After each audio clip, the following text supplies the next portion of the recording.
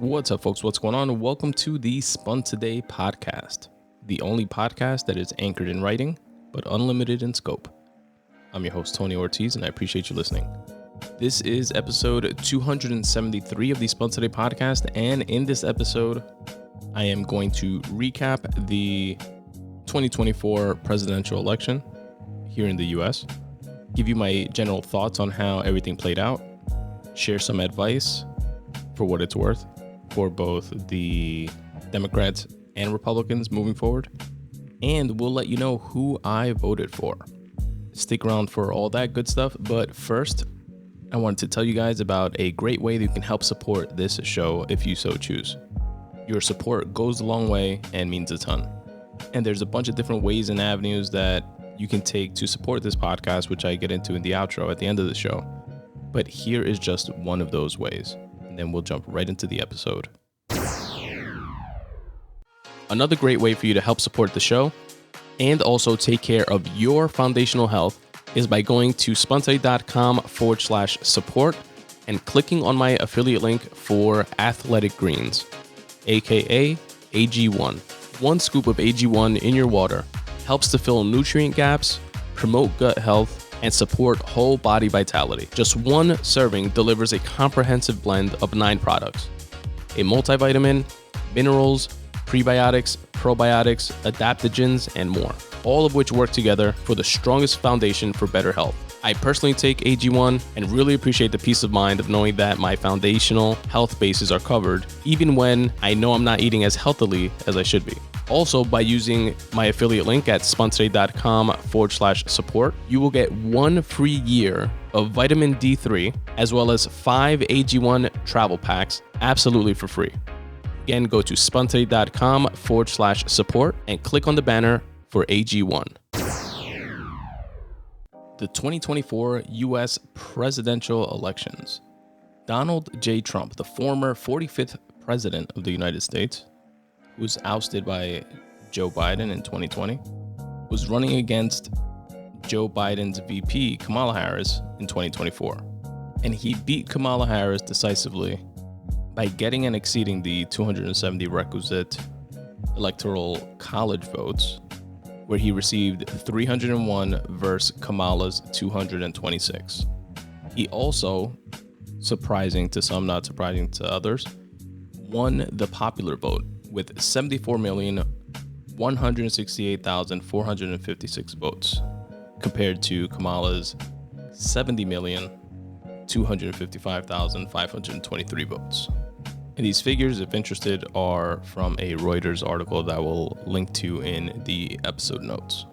Now, in a previous episode of this podcast, I don't know if it was the last one or 2 or 3 episodes ago, I made it clear that I was not voting for either of these candidates.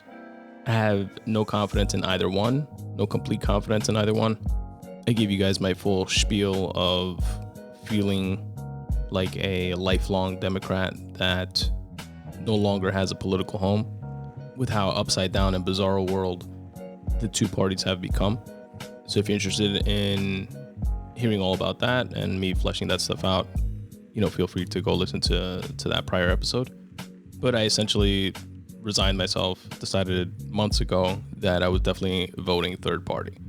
And I fundamentally disagree with the ideology that a vote for a third party is technically a vote for either Democrats or Republicans, which, living in New York, which is a deep blue state, the electoral votes are going to Kamala anyway. So in that sense, it quote unquote doesn't matter.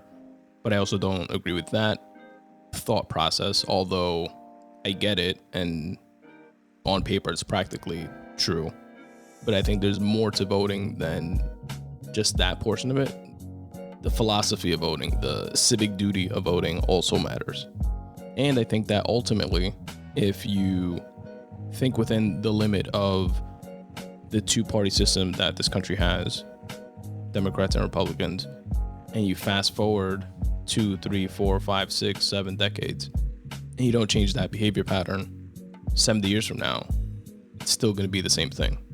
And being that voting is supposed to be a reflection and affirmation of your views and your thoughts and your beliefs, represented through a candidate that holds those values and virtues that you are voting for, then that signal of what it is that you believe in, no matter how small or insignificant it may seem, when drowned out by the two behemoths that are the Democratic and Republican parties, that signal is still valuable. That signal is still important. That signal is still necessary to one day gain the momentum to break the two-party system, even if it is 70 years down the line. And I get it, to some folks that might mean also it doesn't matter because it's not in my lifetime. But to me, having kids and just always thinking in forever terms, not just within my lifetime, I think it matters. If something matters 500 years from now, it matters. But I digress. So after some soul searching and a little research and reading the platforms that other candidates that were in the race were running on, candidates that were on the ballot in some states, weren't in the ballot on most, like in New York, for example, on the ballot. We just had Kamala and Trump.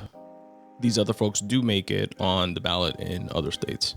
In itself is something that I hate because that's a byproduct of, in my estimation, of Democrats and Republicans alike having the money and influence and attorneys and entrenched know-how and essentially the bandwidth to just ballot challenge and signature challenge all others from even being possible to get on the ballot, which is pretty fucked if you ask me.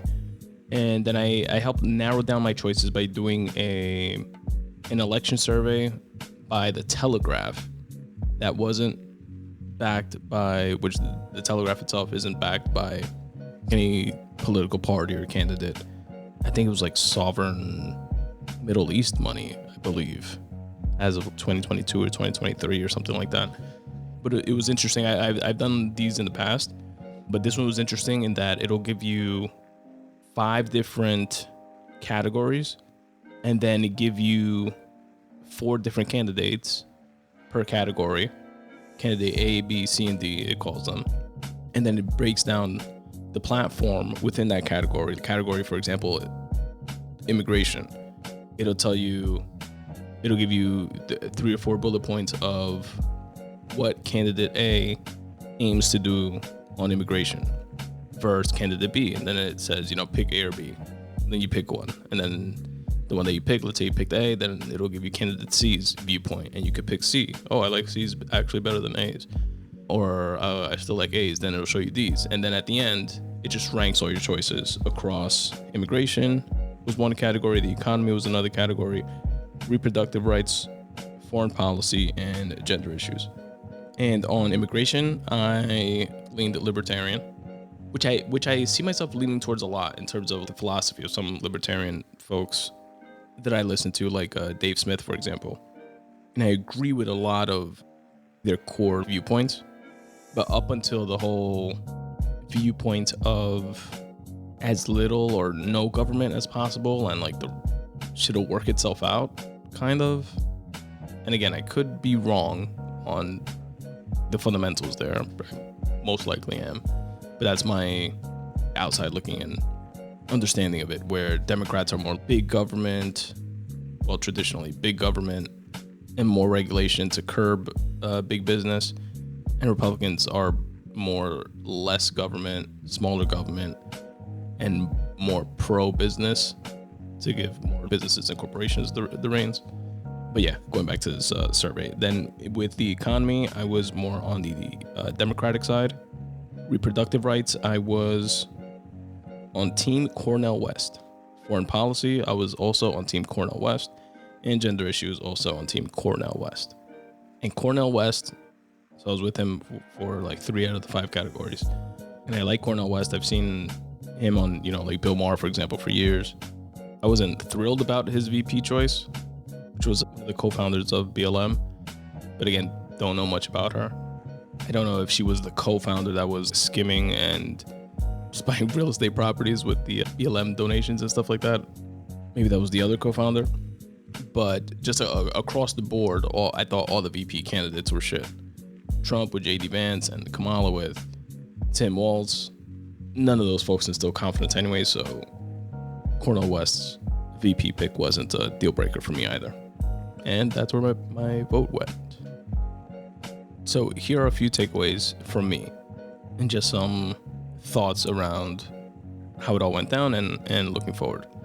My hope for the Democrats, again, as a lifelong Democrat from New York, and I say that to highlight my bias more than anything else, but I think how I feel is reflective of how a lot of Democrats feel, a lot of even Republicans, because it's not just the Democrats that seem to have abandoned a lot of the traditional liberal views.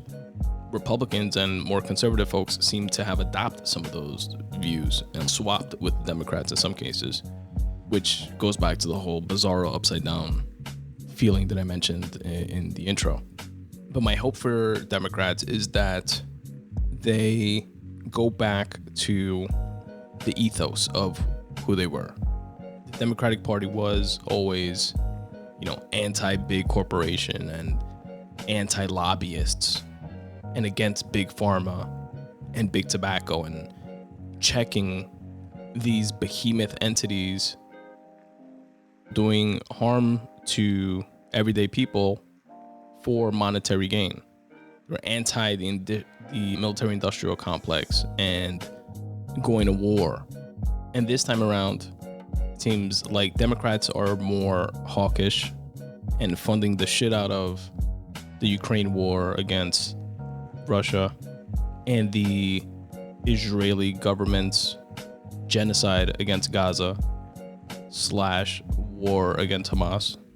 And Kamala was parading around with Liz Cheney, who endorsed Kamala.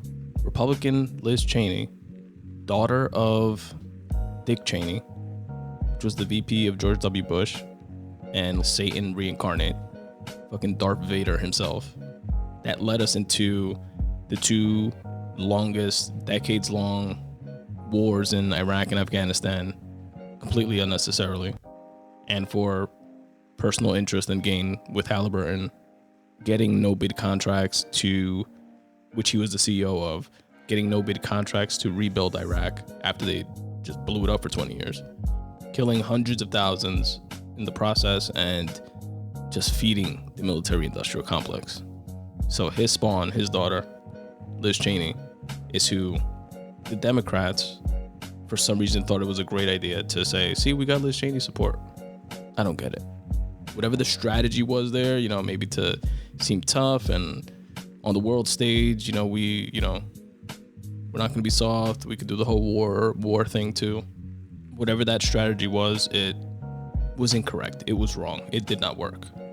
Your actual supporters, lifelong core Democrats, nobody liked that shit. Nobody supported that. I feel like that was a big misstep. Go back to being the party of pro-free speech and anti-censorship.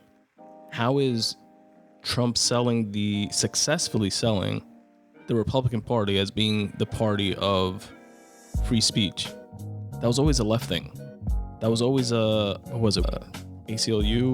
or Anti-Defamation League, one of those big civil rights groups, not civil rights, but rights groups that were so adamant about protecting free speech that they also protected hate speech. They saw the wisdom in understanding that if you do not allow free speech for all, even folks that you disagree with, then it's just going to come down to whoever's in power is just going to say the other side is hate speech, they can't speak anymore.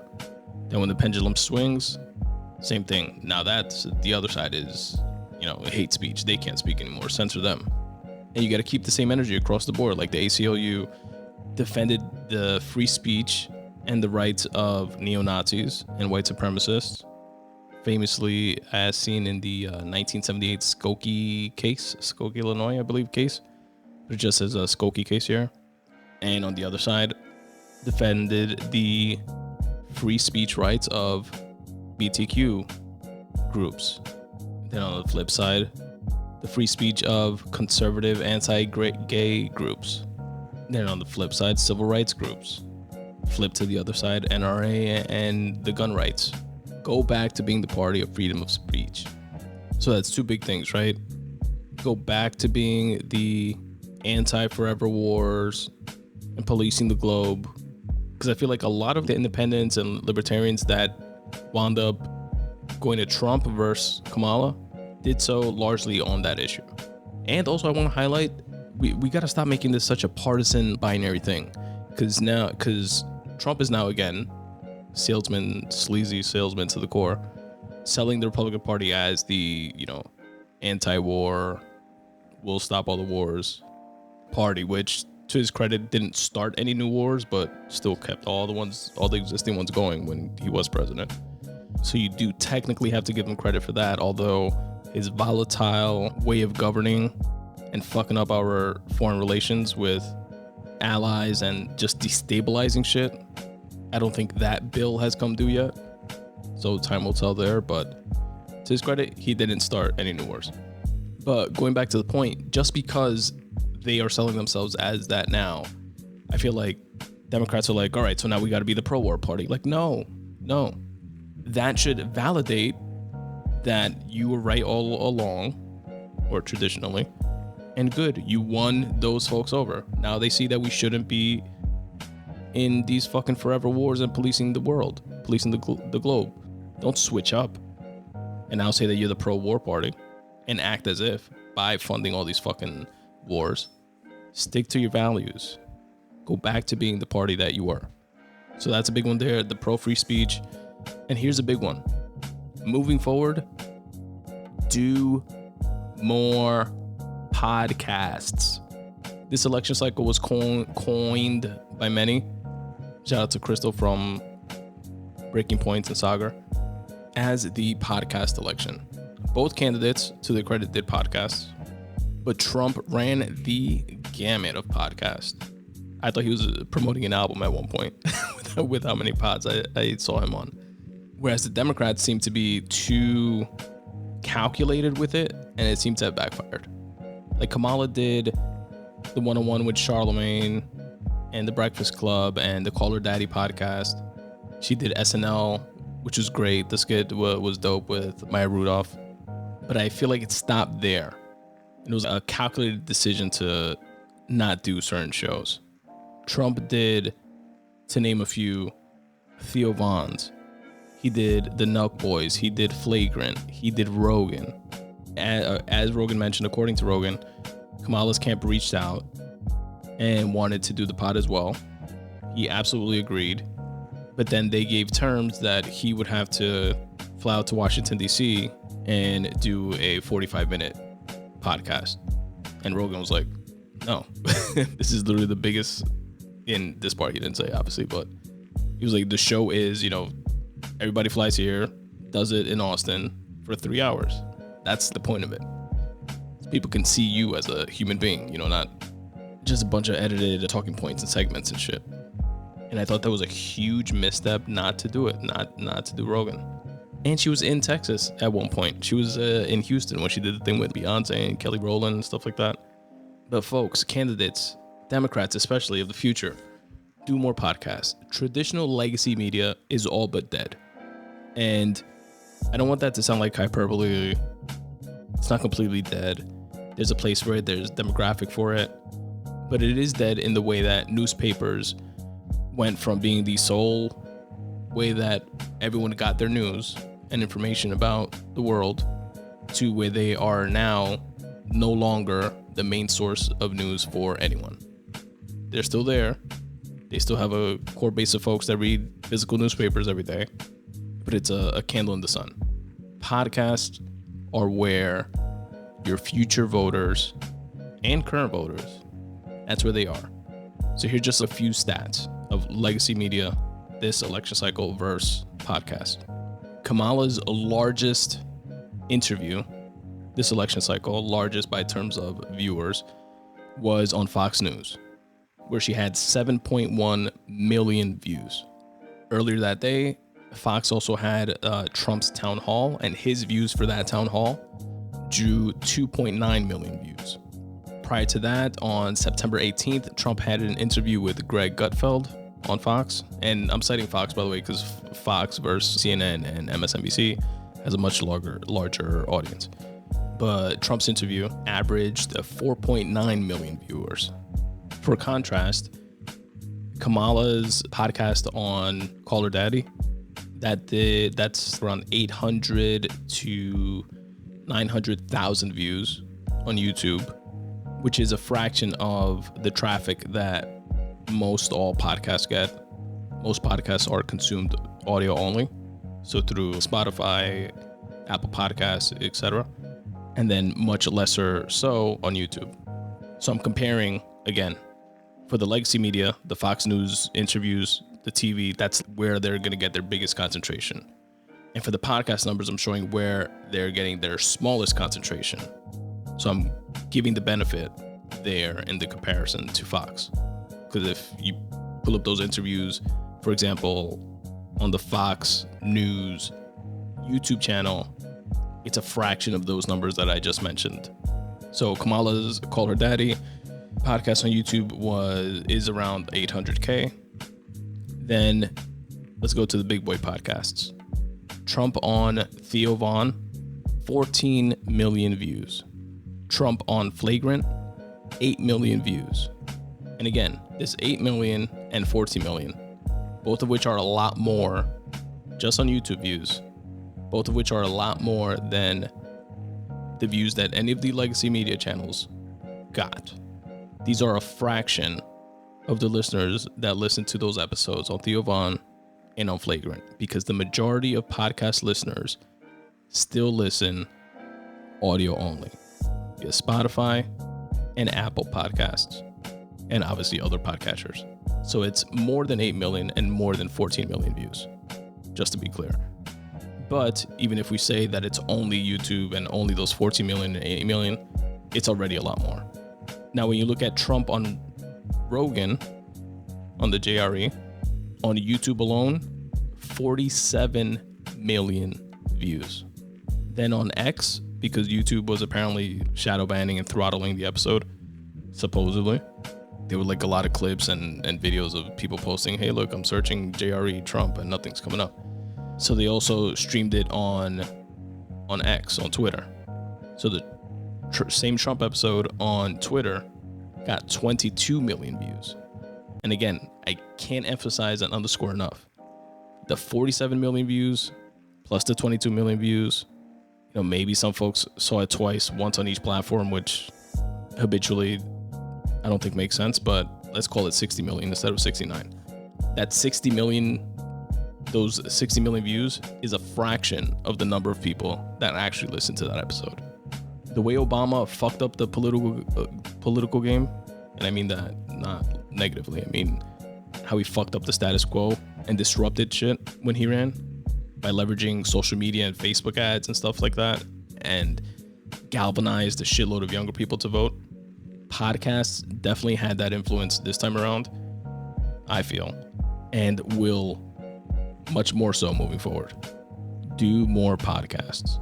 Go where the people are. And stop, Democrats especially.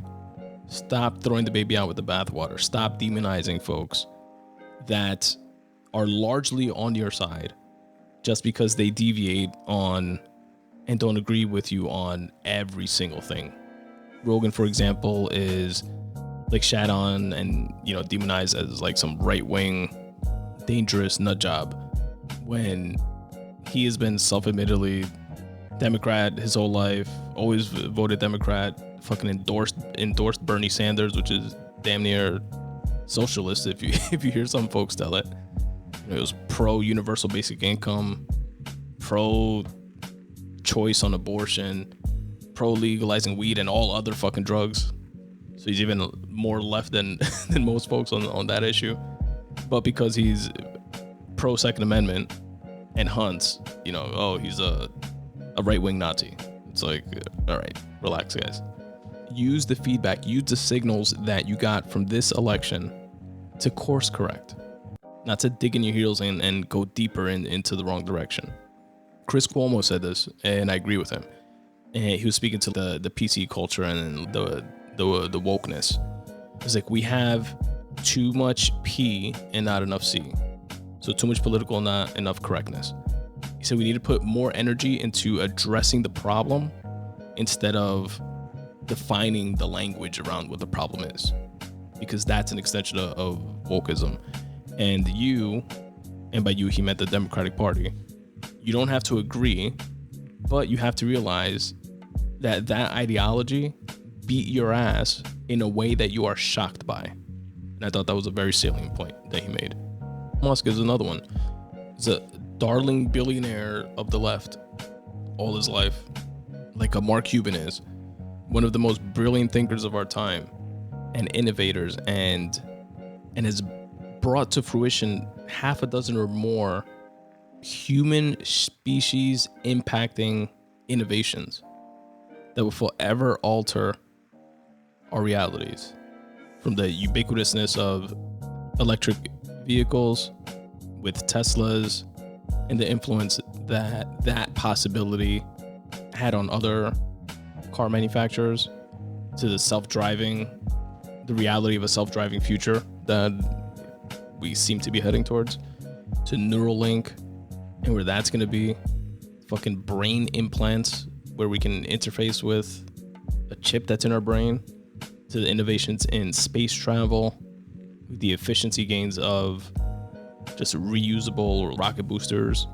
to Starlink, which has more satellites in space to date than any other single entity, including countries, including the US satellites and any other country satellites, and is able to provide, in doing so, high-speed internet to places that otherwise couldn't have it, and where that's going to be. And it's just insane. All pro-left champion things. It's literally a virtue signal to drive a Tesla and, be snooty and, say, I care about the environment. You don't. So the dopest license plate, actually, the other day, or not the other day, it was months ago, but I always remember it. This girl was driving a Tesla and the license plate said, "Ew, gas, EWWWW, gas." but then, he buys Twitter, outs via the Twitter files, and did so through reputable journalists, which nobody could shit on their credentials. He outed things like how the FBI was meddling and asking and trying, and successfully in some cases doing so, to censor certain stories like the Hunter Biden laptop story around the time during, Trump and Biden's election, and how they had a direct portal into Twitter itself, the government did. And that led to the domino effect of, Mark Zuckerberg on Rogan actually saying how, there was a protocol in place with the government, reaching out and flagging certain things and letting us know things that could be dangerous, things that weren't. But then when they look behind that, it's, to their benefit, to a specific party's benefit, usually the left, and shit like that. And anyway, I digress. Once Elon did that, now he's a piece of shit and the left doesn't like him anymore. So you throw the baby out with the bathwater. You forget everything else. And because he highlighted something that we shouldn't want as a people, something similar to WikiLeaks with Julian Assange, and how he uncovered all the negative shit that we didn't know about with the Bush and Cheney's and things going on in Iraq, Afghanistan, and then Edward Snowden under Obama through The Guardian and Glenn Greenwald, and highlighting the surveillance that the government was doing on its own citizens and denying it until Edward Snowden blew it up. Those are positive things that those folks did. Elon did a similar thing, just at this side it was against the left, essentially. We shouldn't want that shadowy type of shit to go on within our government, regardless of the side that it's on. It sucks that it was on the left, being someone from the left, but it is what it is. We shouldn't want that. Keep the same energy. Stop throwing the baby out with the bathwater. And honestly, you shouldn't want to win that way.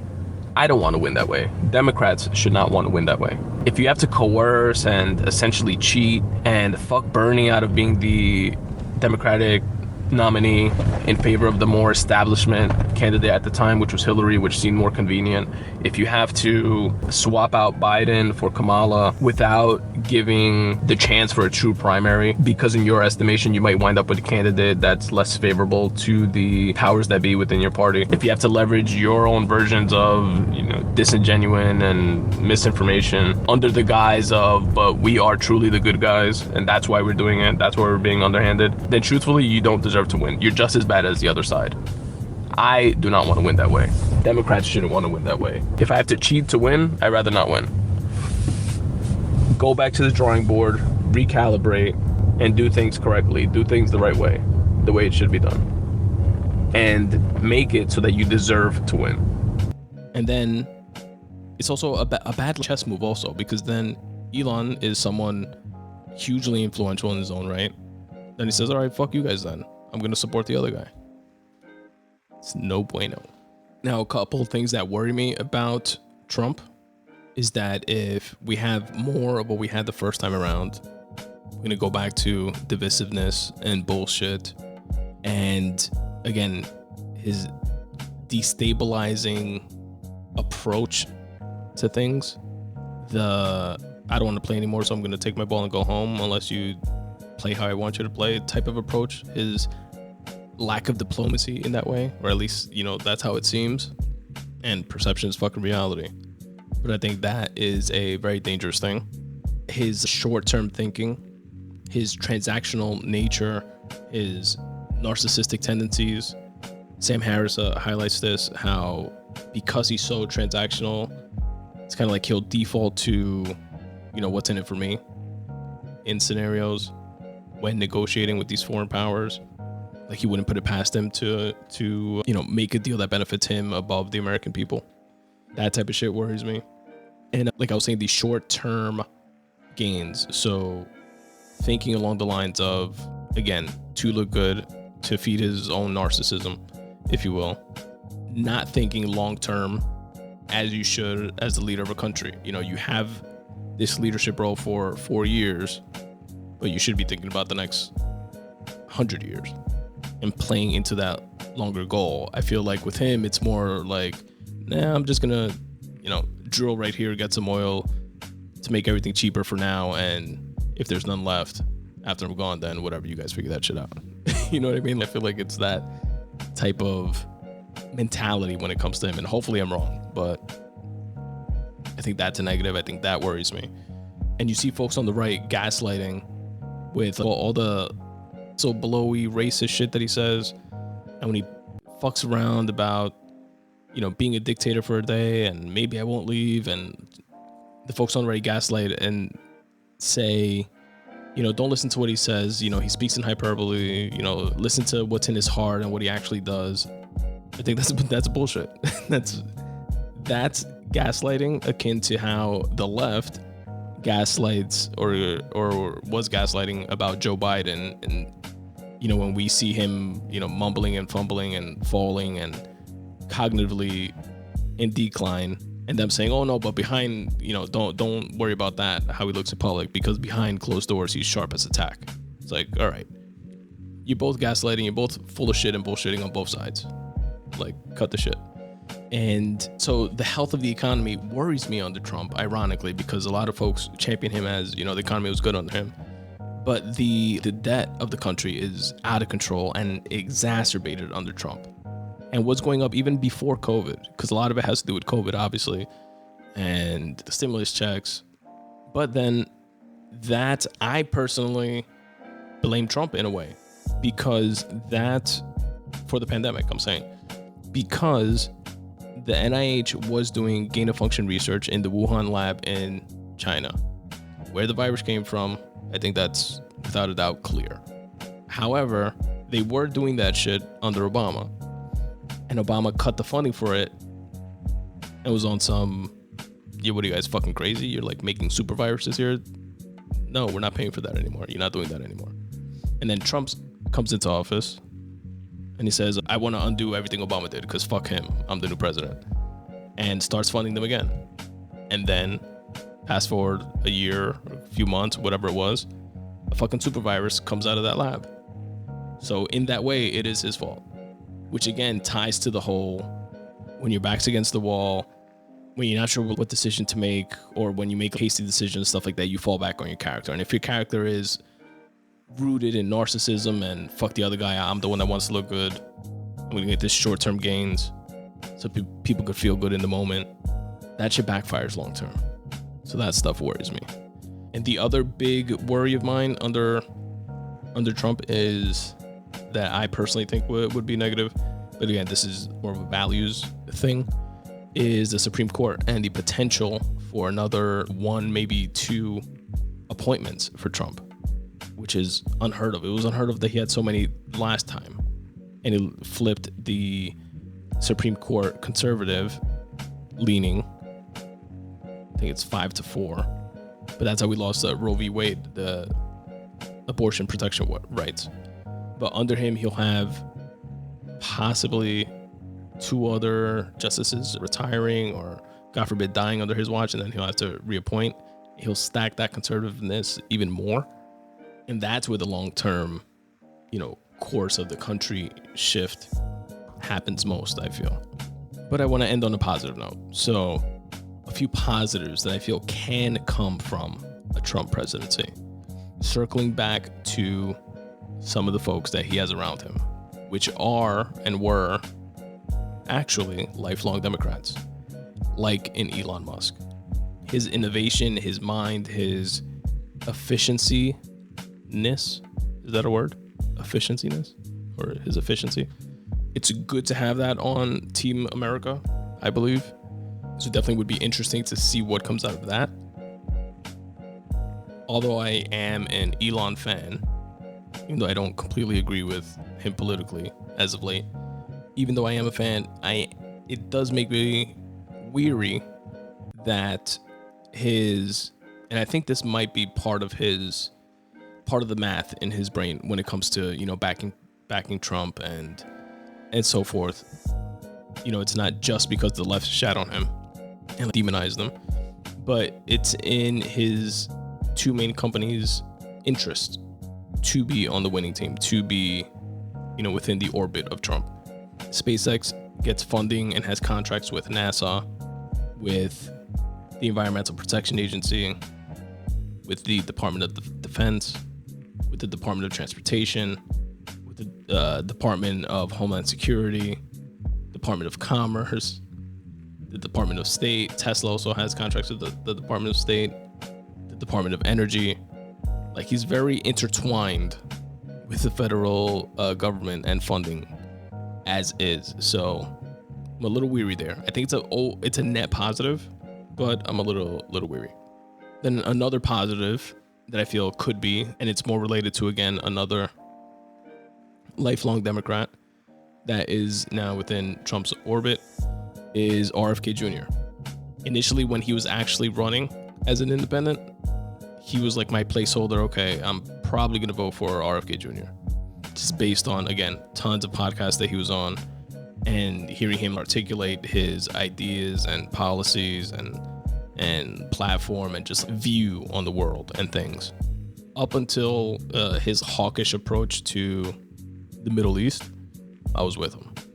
And then he wound up dropping out and backing Trump, so obviously didn't get my vote anyway. But I don't agree with him on everything, obviously, but I do like his Make America Healthy Again, his MAHA campaign, specifically when it comes to the FDA. And I'm going to read you guys a tweet of his from recently, from a couple weeks ago, which I think highlight where he's coming from.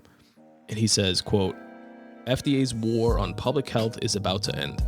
This includes its aggressive suppression of psychedelics, peptides, stem cells, raw milk, hyperbaric therapies, chelating compounds, ivermectin, hydrochloroquine, vitamins, clean food, sunshine, exercise, nutraceuticals, and anything else that advances human health and can't be patented by pharma. If you work for the FDA and are part of this corrupt system, I have two messages for you. 1, preserve your records. And 2, pack your bags." I kind of like that energy. I can't front. I like that energy. specifically, again, when it comes to the FDA, because although you obviously need a Food and Drug Administration, an FDA, I don't like the fact that if you look at the board of the FDA, you'll see executives from Coca-Cola and other food and beverage companies and pharmaceutical companies and vice versa. Folks that used to work at the FDA, it's like a revolving door. Get a nice cushy deal, a nice position over at Pfizer, for example. Surprisingly, after, helping get some approvals through the FDA system.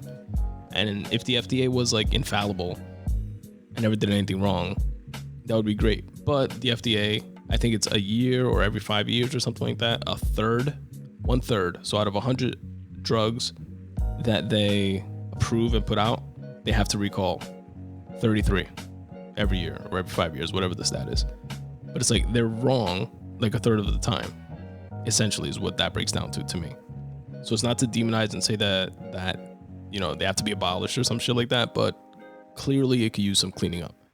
And also I recently found out that, for example, the FDA, this country, allows or has something like 100 or 1,800 chemicals in our foods.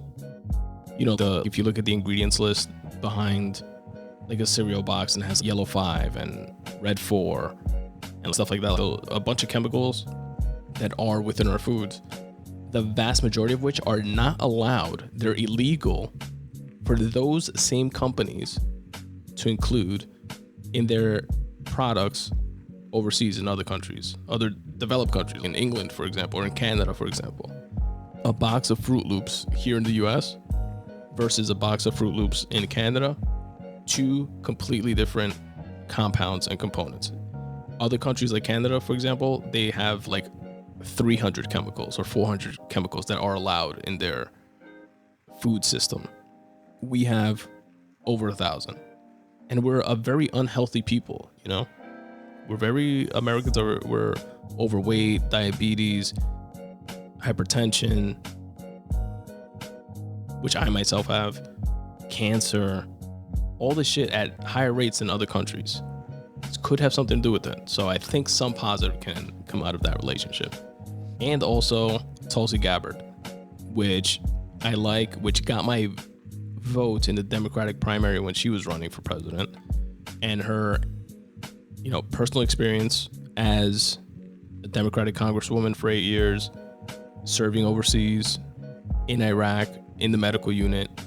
But she has a very, anti-forever war, military industrial complex, firsthand experience view, but very anti-war and overthrowing regimes, overthrowing governments and putting in your own puppet government.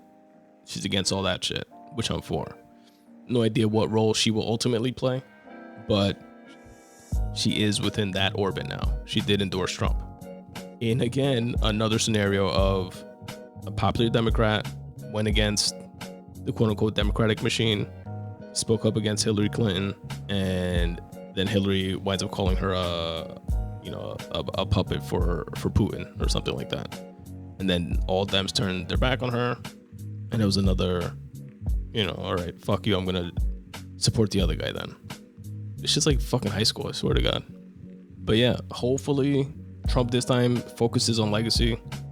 He's not going to get another term after this. He only has this 4 years. Hopefully it'll be less contentious, more shit gets done.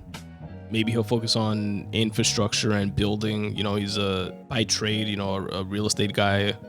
Implement that into building up home, shit that people see that affects quality of life, everyday life. Gets the right people in his cabinet, or better people than last time. And fucking hope for the best. That's my hope for him and his administration, and my hope for Democrats. Again, just to underscore before I sign off, don't continue whatever fucking strategy you were doing. You had it right on a lot of things for a long time. Go back to that. And that, folks, was episode 273 of the Spun Today Podcast. Thank each and every one of you for listening. I appreciate each of you that take the time to do so. Please stick around for a couple minutes so I can tell you about some great ways you can help support this podcast if you so choose. Your support means everything. So make sure you like, subscribe, rate, review, do all that good stuff. And here are a couple other ways you can help support the Spun Today podcast. I'll check you guys out next time. Peace. What's up, folks? Tony here. I hope you're enjoying the Spun Today podcast as much as I enjoy producing it for you. Here are a few ways you can help support the show. You can support the Spun Today podcast financially by going to spuntoday.com/support. There you will find a couple different ways that you can do just that, some of which will actually not even cost you a dime, such as using my Amazon affiliate link. When you go to spuntoday.com/support, you'll see my affiliate link to Amazon. Click on it and it will take you to Amazon's website, where you can do your shopping like normal. This will not cost you anything extra, but Amazon will pay me for driving traffic to their website. If you'd like to support the podcast more directly, you can do so by becoming a patron. At spuntoday.com/support, you'll also find my Patreon link. This is where creators such as myself can be paid directly by patrons like you. You can either make a one-time donation or schedule recurring donations if you so choose. There are also different tiers of support, and depending on which you decide to go with, you'll also receive some perks in return, such as early access to content, free digital copies of my books, free bookmarks, etc. That is, again, by supporting via my Patreon link, available at spuntoday.com/support. Similar to Patreon, at that same location, you'll also find my Ko-fi link as well as my Buy Me a Coffee link.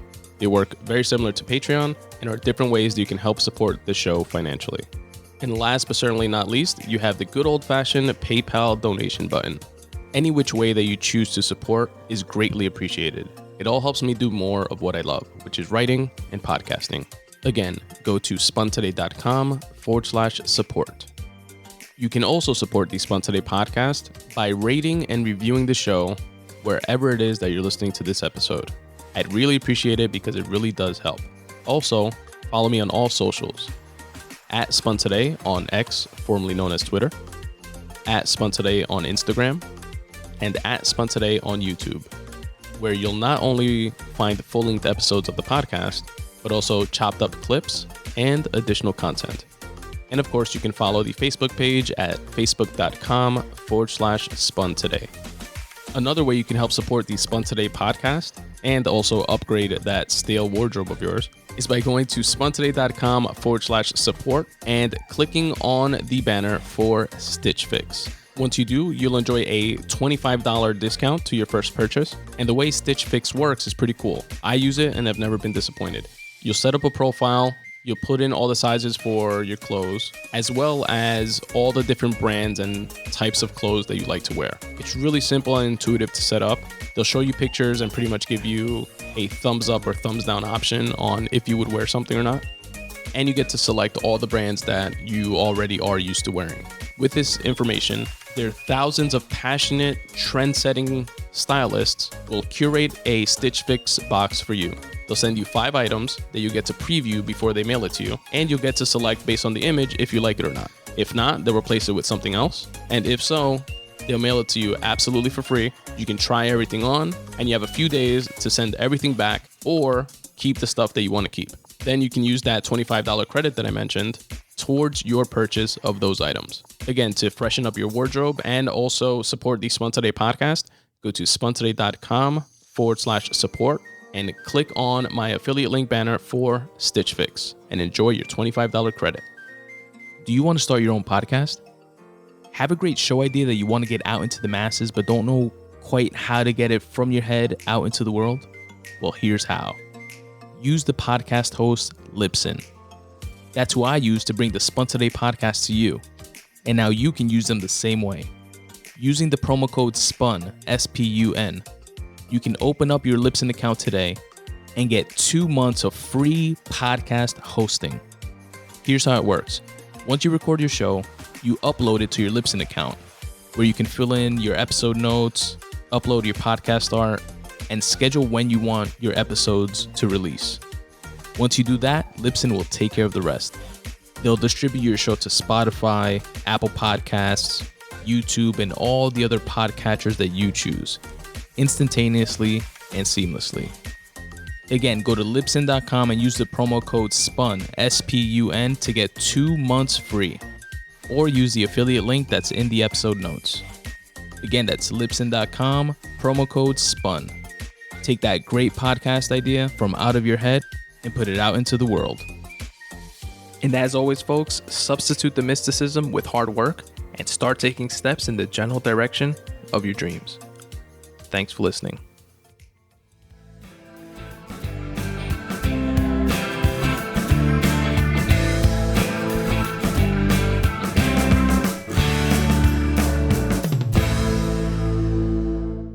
I love you, Aiden.